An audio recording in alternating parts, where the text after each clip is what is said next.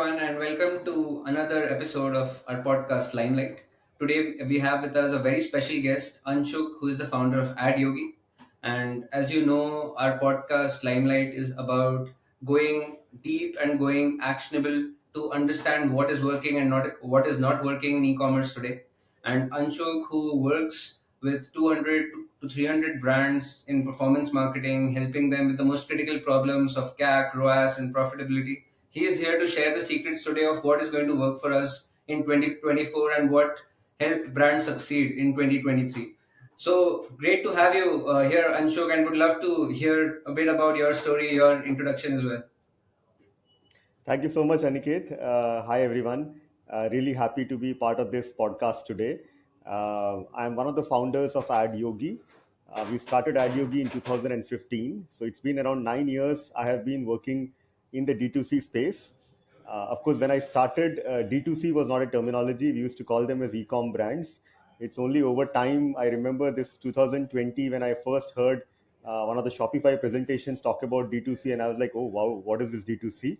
So I've really seen the D2C ecosystem evolve right from very early stages of running Meta and Google ads on your website to really now evolving where many more D2C brands have scaled very aggressively in India. I've personally interacted with roughly about 200, 150 to 200 founders. So really spoken to them, talked to them about what worked for them, what didn't work for them. So I've been able to build a decent amount of understanding in the D2C space, more on the marketing side because that's where I come from, and happy to share them as part of the podcast today. Awesome. I'm super excited to hear the insights today, right? This is something which each and every brand I talk to and founders I talk to are super interested in. Like, what are the CPMs and the ROAS going on today? But before we get into that, want to understand a bit about your story. That how did you end up going into Martech? Like 10 years back, how did you decide to take that bet and start your company in the performance marketing space? That's actually an interesting story. So I never really thought that I'll do anything in marketing. So my background is I did analytics for 4 5 years after graduating. Then I did my MBA from ISB. Then I worked in consulting for a few years. So really, like no intersection with e-commerce at all, and no background of marketing. In fact, if anything, I purposefully dropped those marketing courses in my B school because I always thought that it was difficult to get grades in those courses. As you can guess, I was a little grade focused back then. Yeah. But what happened is when we started Adyogi, we wanted to do something in analytics. And Rohin Mittal is other co-founder. We both were batchmates in ISB Hyderabad. We thought analytics is picking up really well. I had a background in analytics, so we wanted to do something in analytics. For the first, I would say, an year or so, we tried to do build databases, sell to brands that you can use these databases to acquire customers. But the feedback we got was, why don't you do the acquisition for us and not really sell the data? Basically, don't sell us the data, give us the customer. That was the message we got. And then we sort of kept thinking at it. It is a bootstrap company. You have to make money somehow. We stumbled upon one of the Shopify, I would say, counterparts in India, Shopify clones in India, and owner of one of these platforms. He said, there are a lot of e-commerce brands I have. Why don't you help us acquire customers for these brands, right? And that is how it all started. We said, okay, these are e-com brands. What works for them is Meta and Google. Why don't we try to get our hands dirty on Meta ads and help them with customer acquisition? And of course, the analytical background does did help us along the way. And I remember the first campaign we ran. I think the people will find it very strange. Our budget was 5,000 rupees for the whole month. So imagine me sitting on Facebook Business Manager trying to optimize those 150 rupees per month per day, and that's how the journey started. It's been an exciting journey ever since there. Awesome, yeah. Nowadays, so like 5,000 rupees gets burnt in a matter of hours, and people don't even blink. Sometimes even The minutes and times seconds, really I would change. say. Yeah, absolutely. Uh, would love to know about your company Adyogi also, and I'm sure most of the people are familiar, but there are a lot of performance marketing agencies out there, right? So, like when you started, what is it that you guys were doing differently, and how does it translate to now? Like, what is the main thing that differentiates you now? Absolutely. So, see, our mindset has always, like I said, is being numbers first, right? So, when we started, we said we will do performance marketing and we'll do for e-commerce brands. And this was 2016, 17 after our first pivot. Now, 8 years into that pivot, we still do performance marketing and we still do for e-commerce brands. So, what has really helped us is, I think, that focus on remaining true to the goal which we started with, and just figuring out what is the next lever we can pull. How can we be 5% better from what we were last month? How can we keep digging more deep into what Meta has to offer, what Google has to offer, and that save that every rupee for the brand, right? Because we do understand that D2C is has a lot of profitability pressures. When I talk to a lot of founders, PNL is the first thing on their mind. So we internally at Adyogi has this vision that every rupee has to be spent in a way that you get the maximum bang for the buck, right? And that's what has sort of guided us throughout the years. I'll tell you about some of the cool stuff which we have been working on recently over the last, I would say, couple of years. We are now trying to identify that for each product and each category for a brand, how much is the budget which is going across all the ad platforms, whether it is Meta or whether it's Google or any other ad channels.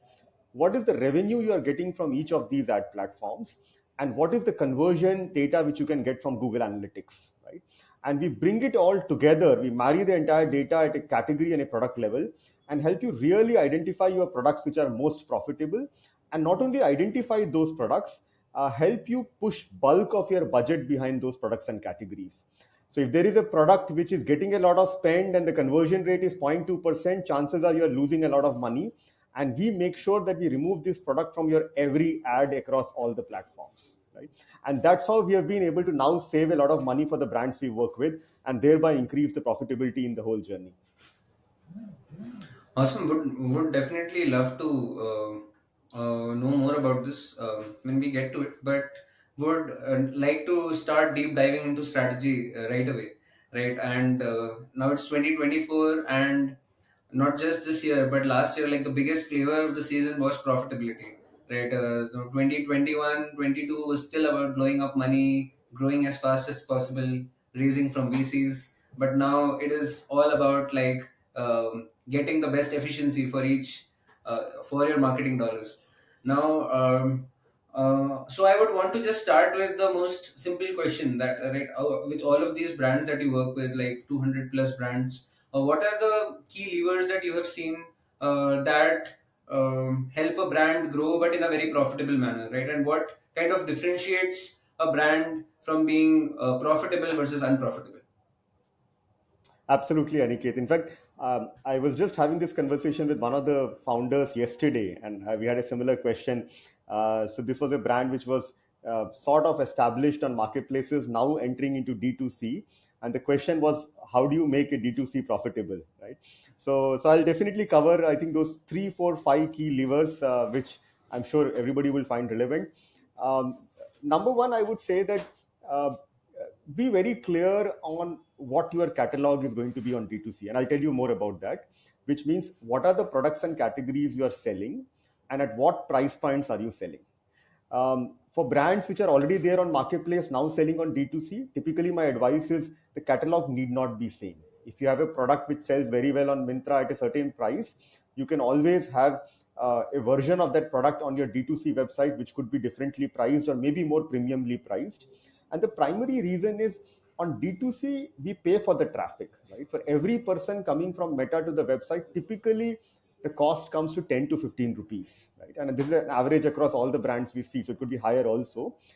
And generally a conversion on a website like Shopify is roughly 1 to 2%. So let's imagine you take the best case scenario. You probably are a lucky founder. You have a cost per click of like 10 rupees and your conversion rate is 2%. Your website is firing so super awesome. So out of 50 people coming on your website, one person is converting, right? And the cost of 50 people on the website is 50 multiplied by 10, which is around 500 rupees. So if you're really lucky, your acquisition cost is 500 rupees. Now, if you're not so lucky, the CPC might go up, the conversion rate might go down, your acquisition cost might go up. So generally, we have seen that the range of acquisition cost for a D2C website today is roughly about 600 to 900 rupees.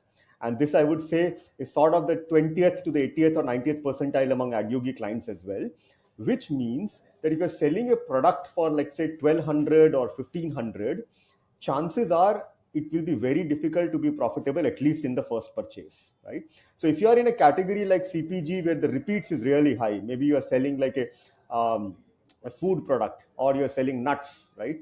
And you know that people are going to come back again and again, or you're selling a beauty and a skincare at a price point of 1000, 1200, you may still be profitable because you can expect person to come back twice, thrice, four times, six times in the year, right? But if you're selling a category where the repeats may not be very high, maybe a footwear category, or let's say even, let's say, winter wear category, right? At a price point of 1000 or 1200, it will be impossible to be profitable. Very, very hard. I would not say impossible. So usually what we have seen is in categories like fashion and apparel, average order values of 1500 or let's say 2000 and upwards are what is able to really sort of click. In categories like CPG, average order values of, I would say, 1000 plus, right? So those are the two sweet spots we have seen when it comes to profitability for a D2C brand, right? And that's on the average order value. So getting your catalog and average order value right is number one. I would also talk about a second and a third lever. The second lever I would say is repeat customer rate, right? Which is what I touched in the first point also. But if you don't get your customers back again and again, then making D2C profitable will be harder and harder, right? Because that's the biggest USP of D2C. You own your customer. You can communicate with your customer, right? And the benefit of owning and communicate with the customer is only if you are able to bring them back to the website again and again, right? So generally we see that repeat customer rates of around 30 to 40% in the apparel is considered to be good repeat customer rate, which means if you're getting a revenue of, let's say, 1 lakh rupee in a month, roughly 30 to 40% should come from your existing customers, right? And in a CPG category, we have seen that a repeat customer rate of 50, 60, 70% is considered good, which means if you have a revenue of a lakh rupee in a month, roughly 60,000 to 70,000 should come from your existing customers. So repeat customer rate, in my opinion, becomes the second biggest lever to make a D2C brand profitable. There is a third one also, which I would say is more applicable for over a period of time, and that is basically how do you get more and more people to organically come on your website? Because if you just use paid traffic, the cost of paid traffic is not going to go down. So over a period of time, a brand has to figure out what is the one thing they can do outside of Meta and Google to bring more people to the website, right? And this one thing could be very simple. You're probably doing some offline event. You probably have an offline store you plan to start, or you're present on marketplaces, or you're doing some, I would say, presence in some malls, right? Or you're building influencer content or influencer relationships.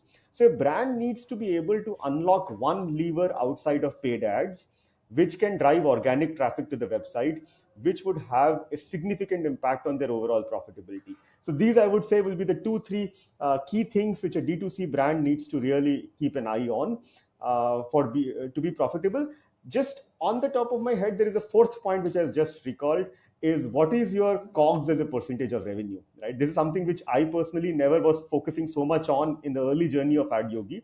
But increasingly, when I talk to founders, COGS is also very important.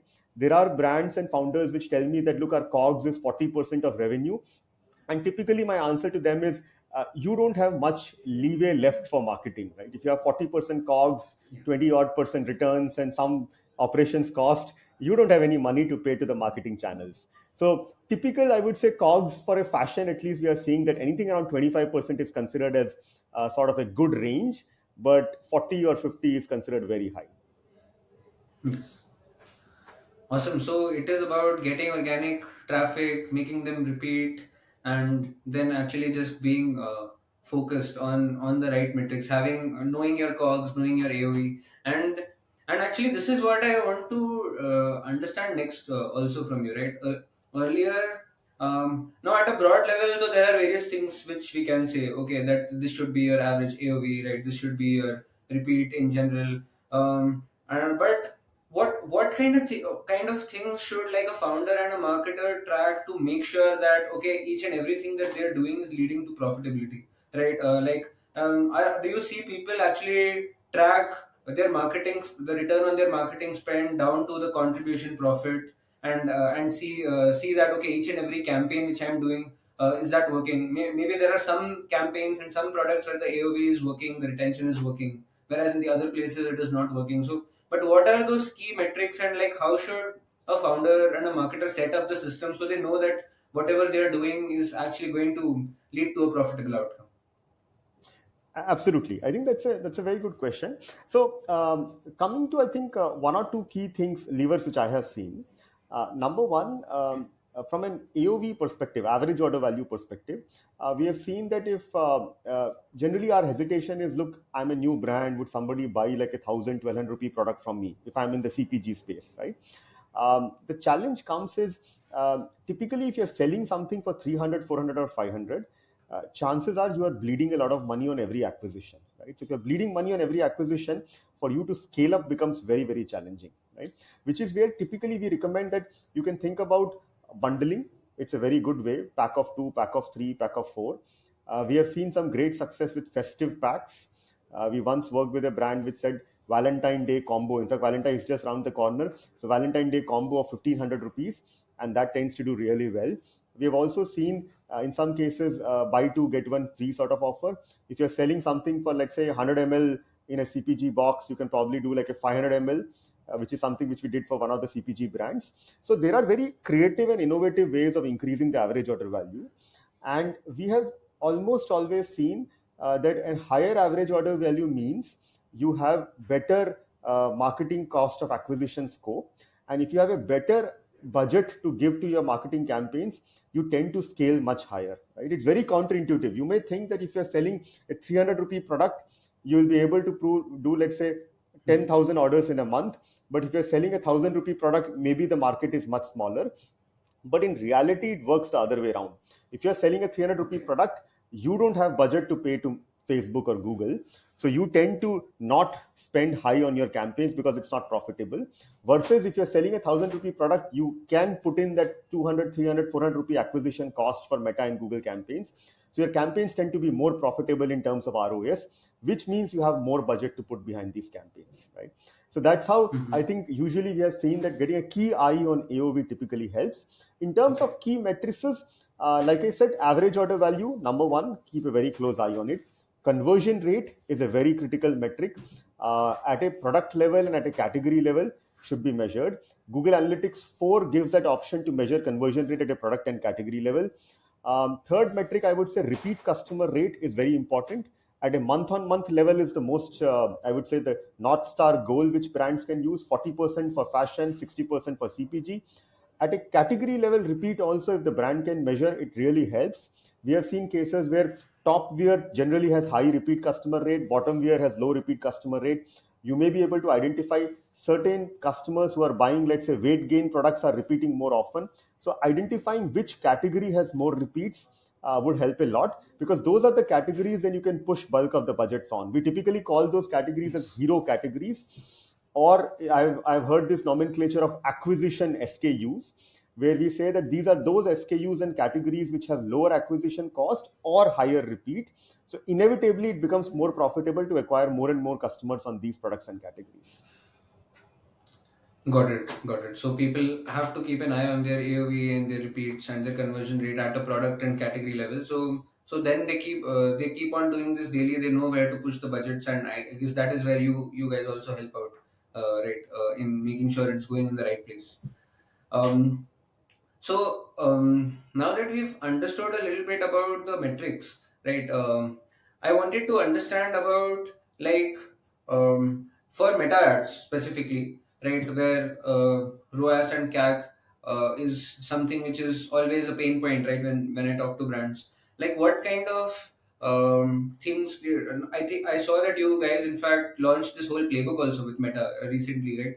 And I think you've seen like over 200 journeys now in the last year. So, like, what were the main success stories that you saw for brands who were able to scale well on Meta in the last year? What did they do to keep their ROAS in control? Yes, and see, Meta as a platform has been very fast evolving. We in fact saw that last 6 to 12 months there is so much more which has happened in Meta, which has helped brands scale and also increase their efficiency. I'll talk about maybe two, three key levers which a brand can pull on Meta. The number one is around, I would say, audiences, right? And more specifically around this whole new campaign type which Meta has rolled out called Advantage Plus campaign. What it effectively does is two things. One, Advantage Plus allows you to put more and more creatives within a campaign. Earlier, we were always saying that you can put three creatives, four creatives, but now Advantage Plus has opened that restriction. You can put 10, 20, 30, 40, Wow. up to around 150 creatives in one particular campaign. So Advantage Plus has sort of opened that up, that you can try more creatives at the same time. The second critical thing about Advantage Plus is it uses advanced AI meta algorithms to find what is the right audience for any creative type. So, for example, if you are in the multi-category fashion, you can actually put one Advantage Plus campaign, put within that campaign, put one ad of your t-shirts, one ad for your shirts, one ad for your trousers, one ad for your sweatshirts, and each of those ads will have its own audience based on who are responding most likely to those products, right? So you can actually have, for your sweatshirts, you will have an audience which is North India, because Meta signals will pick it up that it's cold in North India and those are the people who are responding. For your t-shirts, you can have ads running more in South India because Meta would have picked up those signals. So basically, you're saying that your audience now changes based on the creative. And this was not the case till about a year or two ago when Advantage Plus was not rolled out. And we have seen that if leveraged really well, Advantage Plus is able to scale a brand very effectively. In fact, we had this success story of a brand which sells jewelry, and the owner is based out of Bombay. And I was speaking to her, and she said, "Look, my customers are in all in South Bombay because those are the people who walk into my store." She has a store in South Bombay, and we were never able to convince her to run ads outside Bombay, right? But with Advantage Plus, that really changed. The magic happened because we ran an All India Advantage Plus campaign, which is how Advantage Plus runs, and we found that a lot of our customers are coming from tier two cities. Which she otherwise thought was not possible, right? So Advantage Plus is able to find customers which, as a founder, you may not know, and which is why I feel it's one of the powerful levers on Meta. Right? Awesome. The second lever I want to talk about today is Reels, video, and short form video specifically. And I wanted to call out this number, which I very recently got to know around 6 months back. There are Meta claims that there are 200 billion Reels getting watched on a daily basis across Instagram and Facebook. And just think about it, there are only 8 billion people in this earth, I think less than 8, out of which only 2 billion are active on Instagram and Meta. So on an average, every active customer is seeing 100 Watching reels per 100 day. reels. Okay. Yeah, Hmm. and that's the power of reels and Meta. And I strongly believe reels could be as powerful as what maybe radio was in 1980s and maybe television was in early 2000s. Imagine the reach of 100 reels per day across 2 billion people on the earth, right? So Hmm. a brand today needs to have a strategy for short form content. They need to understand what is a reel, what are good reels, bad reels, what kind of content then they push into reels, because that has become one of the biggest levers to spread awareness about the brand. And we have seen many cases that when brands are active on reels, they are able to get a lot of organic traffic on the website. Their organic search also goes up, and eventually, like I said, one of the levers of profitability was to get organic traffic. So overall, the profitability of the brand goes up, right? So these are the two things which I would say. I'm sure all of us are already doing our best to optimize and scale Meta campaigns, but Advantage Plus and Reels, in my opinion, are two levers which a brand can pull today to really move the needle on their Meta campaigns. Awesome. Yeah, I have been hearing great things about Advantage Plus, and I heard recently that there was a meta study done internally, and 9 out of 10 times an Advantage Plus campaign outperformed what like a very experienced performance marketer could do with manual optimization. And yeah, that blew me away. And like you're saying, like yeah, it has even changed the minds of founders who think that their audience set is only in a particular area or of a particular type. Right now it's automatically finding those other people. So now that, like, in fact, that with AI and with Advantage Plus, effectively that skill will effectively go away, right, of picking the right audiences and doing those experiments and at the right time, and it will all be about content, right? And you talked about it in reels as well. And so basically that is the next frontier that has already been a big differentiator over the last 2 3 years as well, but now it will be like one of the only or largest differentiators anyway. So how should a brand think about creating content? Like how much content should they create? How many what formats should they do, how many of them should they do at once, and like how should they think about the cost of the content as well, right? Is this something which they need to factor in their marketing budgets now that they are aiming for profitability? Would love to hear more about that. Right. And I agree with you absolutely. So, content is definitely one of the key levers for a brand to improve, let's say, profitability across ad campaigns. So, I'll tell you about some of the learnings we have had over the years, right? Number one, the whole ecosystem is moving towards video content, right? So if you are selling anything in the CPG space, maybe you are selling like an Ayurveda product, right? And selling an Ayurveda product by showing an image of the bottle is not possible anymore, right? Because then you are among the 20 other Ayurveda brands there, and nobody has patience on Meta or let's say Facebook and Instagram to read through your creative and figure out what is so different about your brand than 50 other brands, right? So for anything in the CPG space, the content has completely moved to video, right? So image ads are practically, I would say, if you're even if you're spending, so the skill which earlier was Photoshop, right? You have a set of three, four people sitting in house and doing a lot of Photoshop stuff. I think that skill is fast becoming redundant because image ads themselves are becoming fast redundant, right? You may still want to use them for your remarketing campaigns because the customer already knows about your product, so you don't need to explain it again. It's more of a nudge to help them purchase it again. But for your prospect campaigns where the customer does not know about your brand or does not know about your product, video content is by far the best content today, right? Now, coming to the point on what kind of video content works and how do you create the video content, right? And I've heard this point multiple times that look, we have this celebrity whom we have hired, we have this super expensive agency whom we have hired to create video content. Usually, my reservation there is if your content is getting created at a very enormous cost, most likely you're creating like a video a month or two videos a month, right? The problem with creating less content every month is you don't know which content will click, right? It's very difficult to force virality or very difficult to figure out that why did my video number one work versus video number two did not work.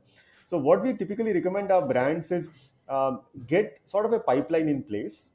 The best content is created on the go, which means you may have a micro influencer creating the content in their houses. You may want to create content in your office. We have seen employees of a company creating content on behalf of the company. Your customers creating content at their comfort, which is basically termed as UGC, user generated content. Most times it might be shot using a front camera of a mobile, no fancy studio, no lighting on top of your face, no super expensive DSLRs.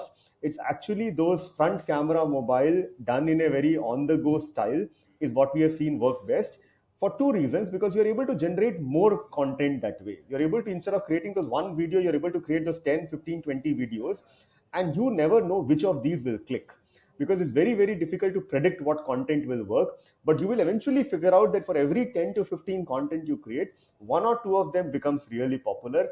They will give the least CAC on Meta, and you will be able to put more and more of your budgets behind that content. So instead of going for that one hero content, our recommendation is just go for have a pipeline of content in place, keep churning in and day out, maybe 10 videos a month, 5 videos a month, 15 videos a month, and keep putting them on your ad campaigns. A few will work, double down the budget. The few which don't work, exclude them from the campaigns, right? For a fashion brand, just to add, I think this becomes a problem because usually they have very wide catalog, right? If you have 1,000 product catalog, then how do you create? Which videos should you create? Which products should you create? And that's a common question I come across. The answer here is quite simple.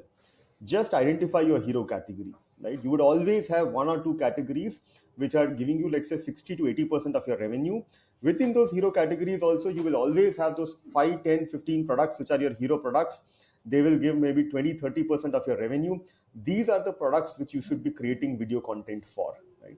And these are the ads which we should be running. We can always divert people to the category page if not the product page, because you may want to advertise the entire category and not the specific product. That's also totally fine. But hero products and hero categories are what we should be using to identify which content to create, right? In terms of duration, of course, short form is anything around 5 seconds, 10 seconds, 15 seconds.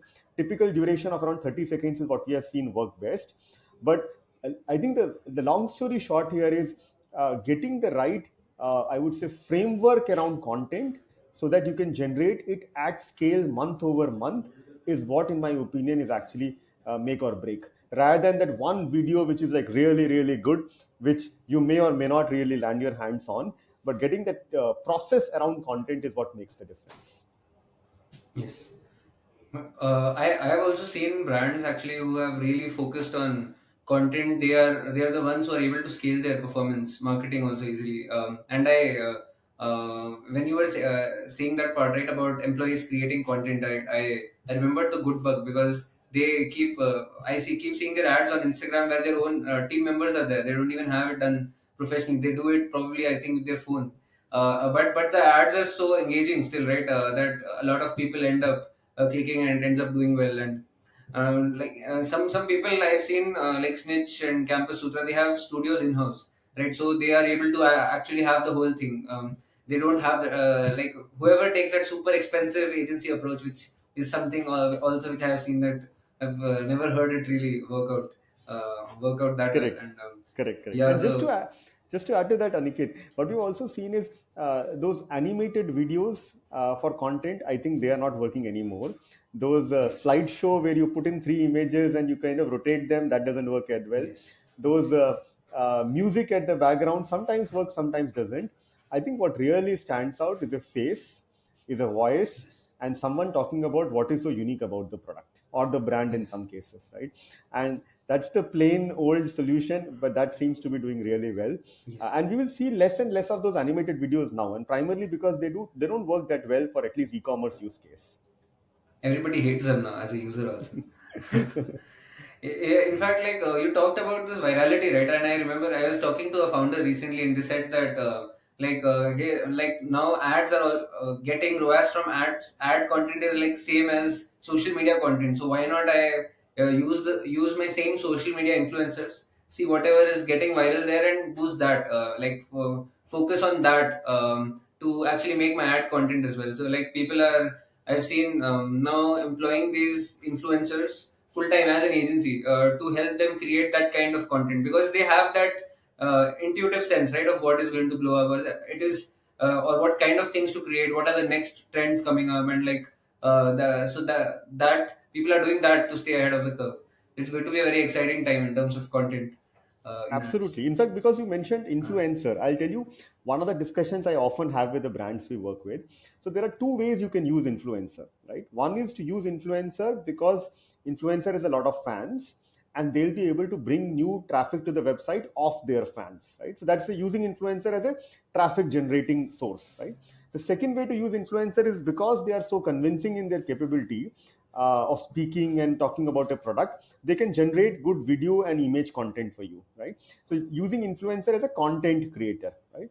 I have mm, personally seen that it's influencer as a content creator which actually creates the bigger impact, because you can get those nice videos and images from them and you can magnify them on the social media, versus using influencer as just as a source of traffic. Because even if an influencer has, let's say, 1 lakh followers, not everybody is going to come on your website, right? You'll probably get at max 5% click.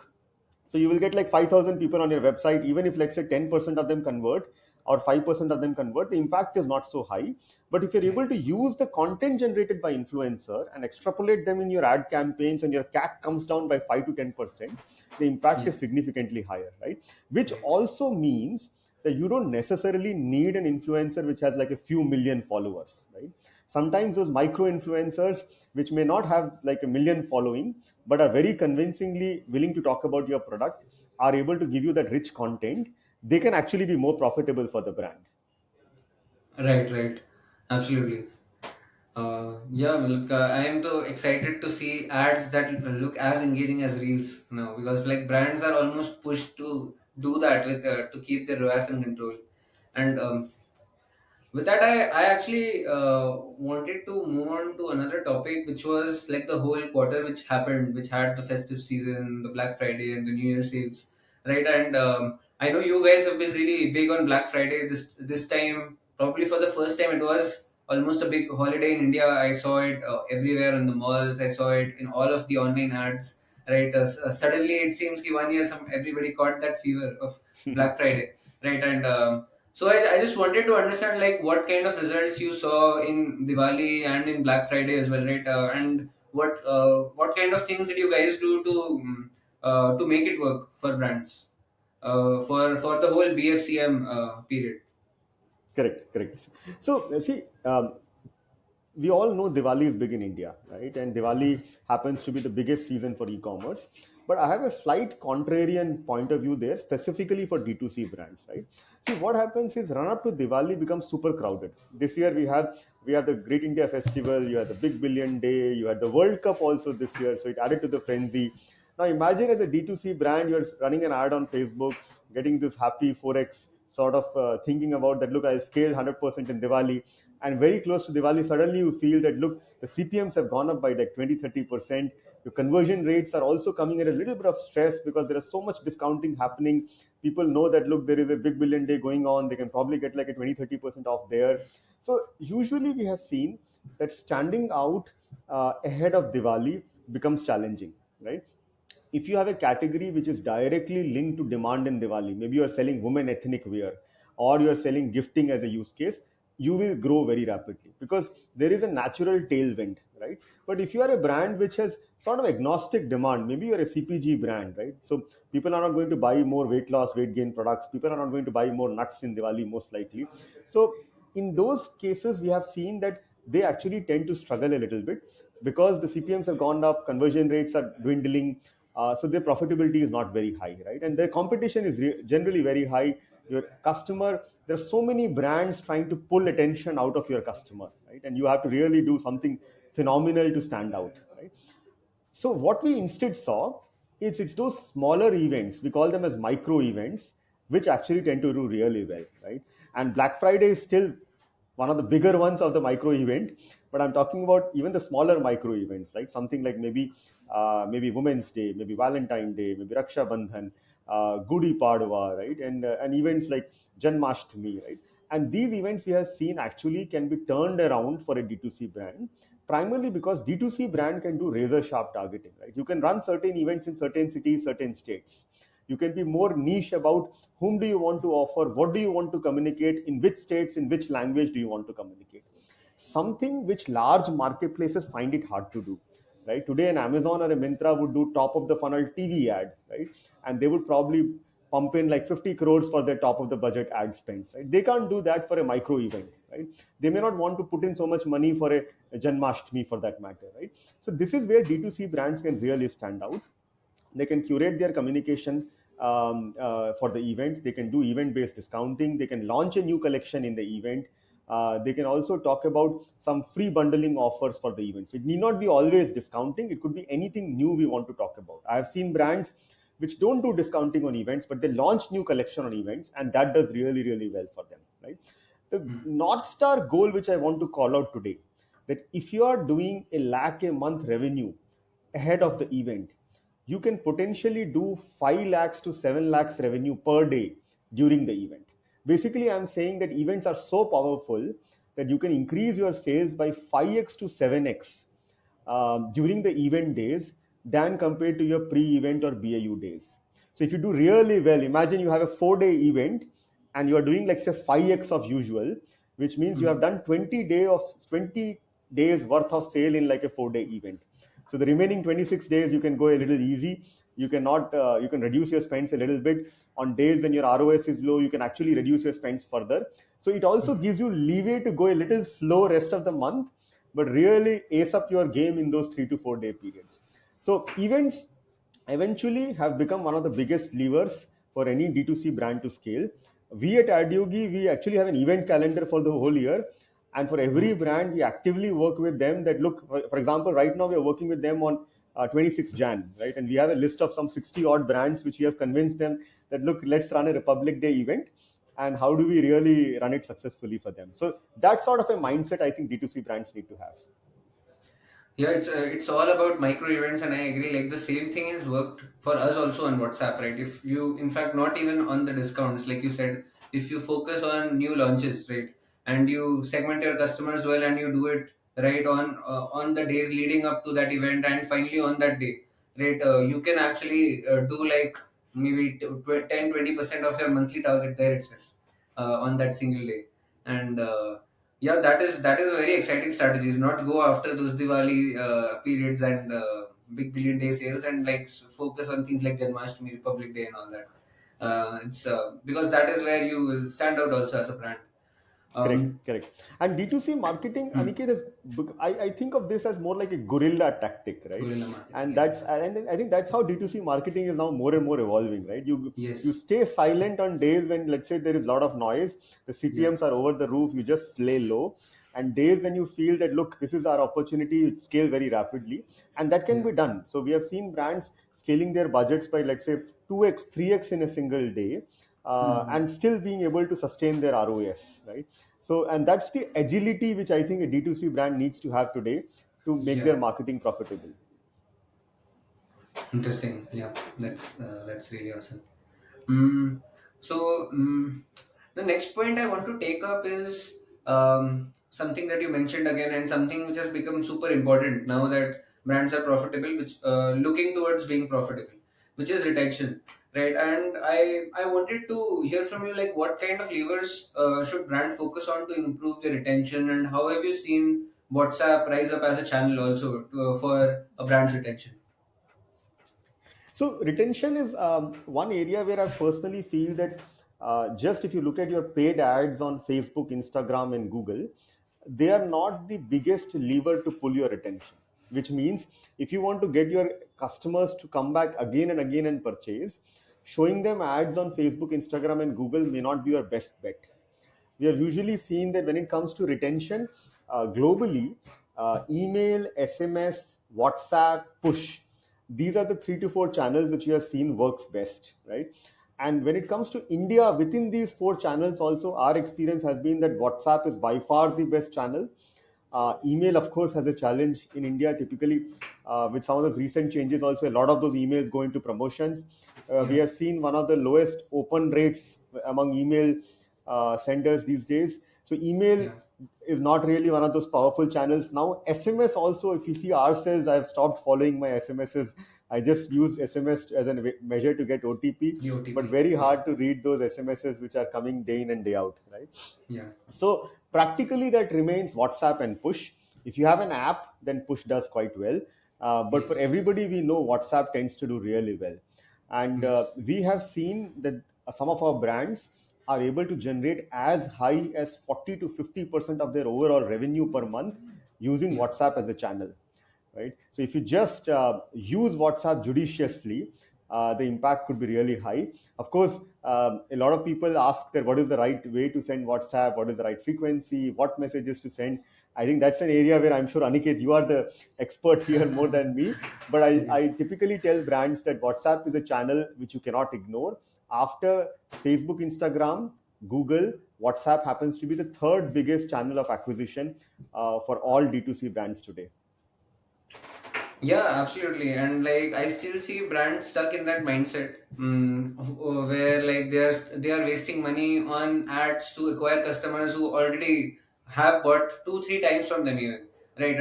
And you already have that data, you already have a relationship with them. They've used your products, right? You need to kind of reach out to them, build that relationship, right?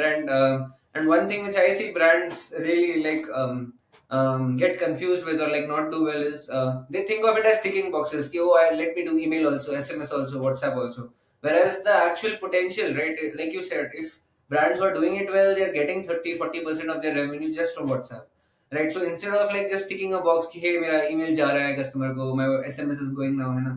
As a user, you nobody checks that email and SMS, right? Instead, if you just go deep down, figure out the right customers, personalize the messaging on WhatsApp, collect more data, keep on doubling down there, right? Like your WhatsApp can be more than everything else combined in terms of retention, right? So that is one thing which I have seen, where I we also have a little bit of a contrarian view of how to actually get that retention rate.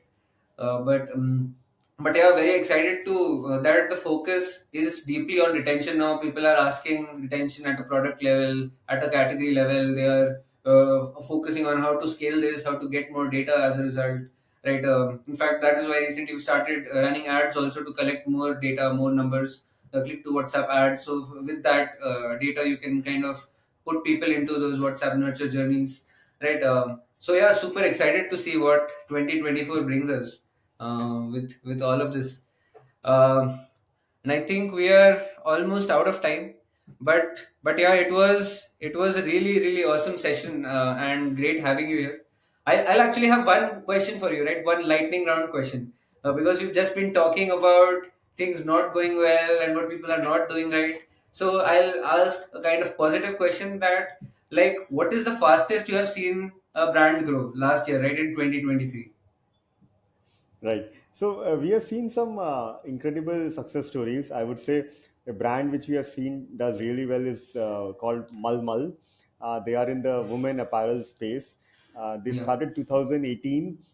They are one of the fastest growing brands. Very, I would say, reasonably premiumly priced product, roughly about 15,000 rupee for a kurta set. But very rapidly growing both on D2C, also on offline. They now have around 20 stores across, I would say, India. I would Nice. say, I think one thing which really ticked in their favor is that focus on, I would say, using video as a lever to grow and using influencer as a lever to grow, right? And of course, they got the product right, price right, product market fit is there. But how do you really continuously create high quality influencer video content is what they were able to get it right. And that has definitely helped them scale rapidly. Awesome. Uh, that's great to hear. Like we are ending on a positive note now. Um, Yes, no, absolutely. I think mm, 2024, mm, really looking forward to it. We have some early signals that this is going to be a great year for e-commerce brands. 2023, I think the first couple of quarters were a little challenging, to be honest. We did see the growth pick up very rapidly in Q4. We just hope that the momentum continues to in 2024. Really looking yes. forward to working with the e-commerce community here.